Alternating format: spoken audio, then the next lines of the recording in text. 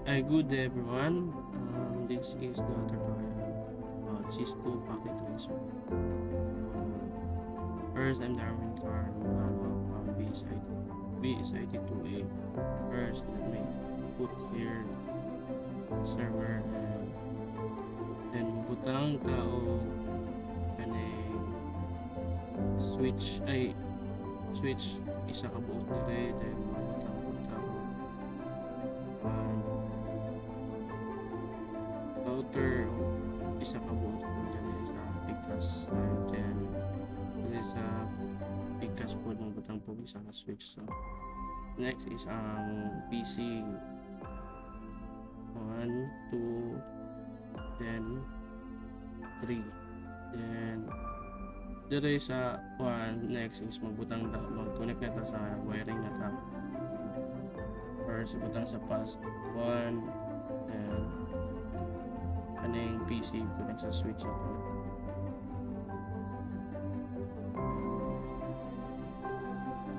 Kaya po dire sa Picas PC2 sa PC1 sa switch then aning isa po di connect po niya sa switch ng PC2 and ang kaning switch connect sa router yung giga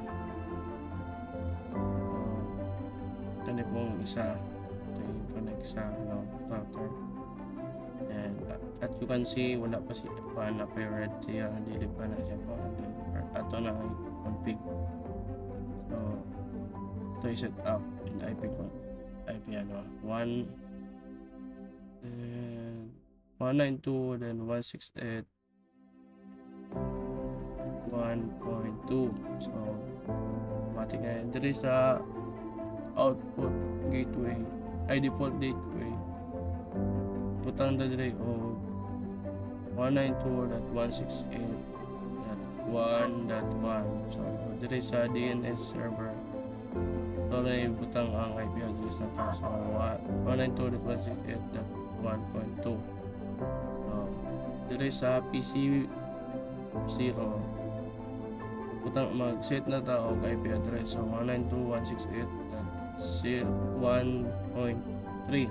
so sa dire tapos sa gateway na to is 192.168.1.1 and ang DNS server is 192.168.1.2. Next, dire na po ta sa PC1. Order po itong button. So, IP address. So, 192.168.4. Then, sa default gateway, mo niya itong gateway kibali mo itong 1.1 192.168.1.1. So, sa DNS server is 192.168 at 1. So there is a PC2 is more nga po button. So 192.168.1.5. so sa default gateway mga puntong 1.1 1.1. Then there is a DNS server is mabutan nga punta 192.168.1.2.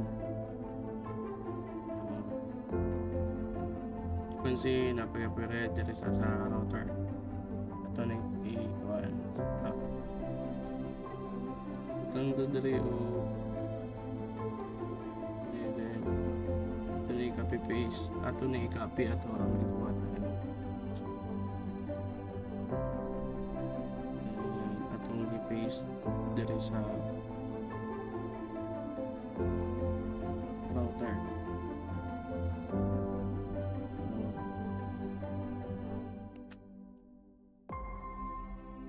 And mag-type ka dire o enable configure and terminal interface gigabit internet 0.2.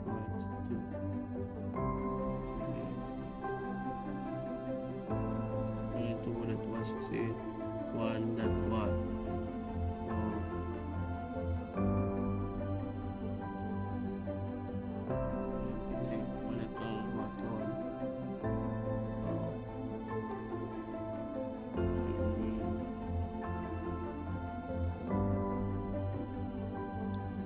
Config na po ang internet gigabit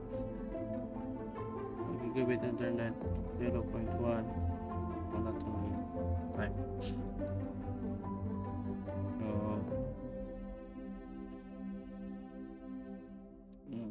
192, then what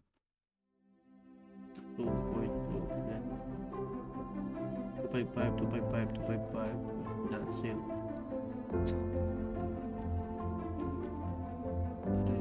Punta ginani later.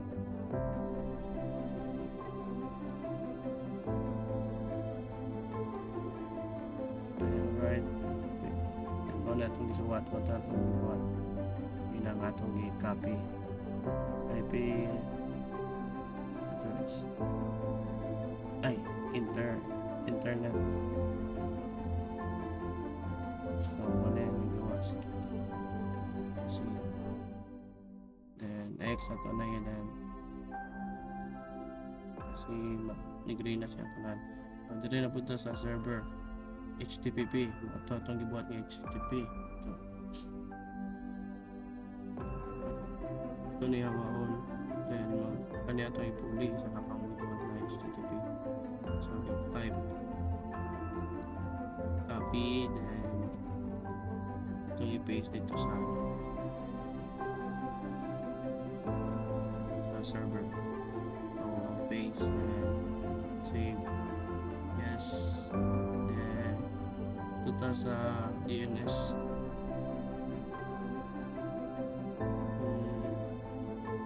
Ito na rin darwincar.com.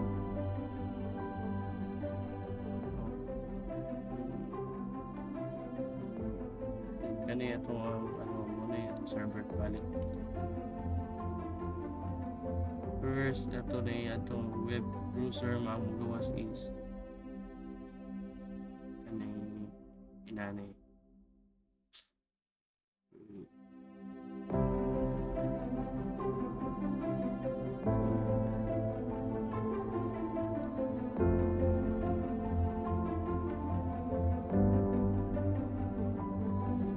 That's all.